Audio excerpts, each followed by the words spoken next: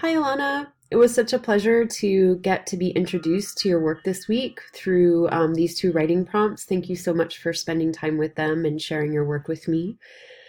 Starting off the I am from prompt, you asked what other ways could this poem have ended, and that you couldn't think of anything, and you weren't super satisfied with your ending.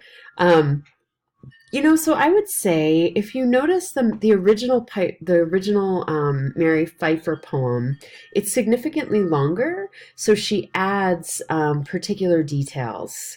If you go through her poem, the way that she sort of ends it is, I'm just pulling it up.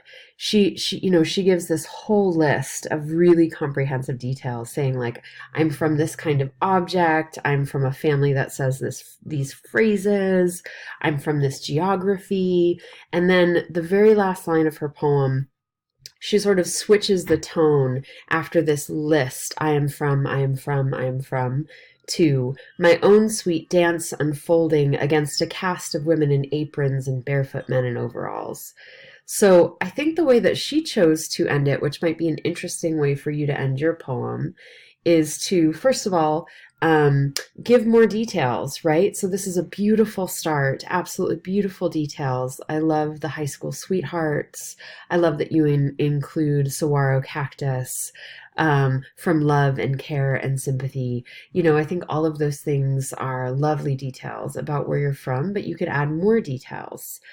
So maybe think about another 7 lines, and then from one of those lines, spin off into a different tone, in the same way Mary Pfeiffer does. So shifting from a list to a very descriptive line.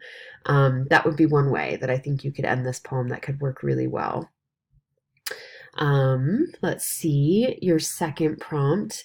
Your analogy absolutely made sense to me. The idea of writing is like the Milky Way. I love the idea of it being a bright and spiral thing that you can get lost in. I think, being surrounded by the entire universe, that it can be dark and sometimes scary, but also bright and beautiful. I think all of that makes perfect sense to me. I think you chose a lovely, lovely symbol and image to describe your writing. So well done. Once again, it's a pleasure to meet you, and I look forward to reading more of your writing next week.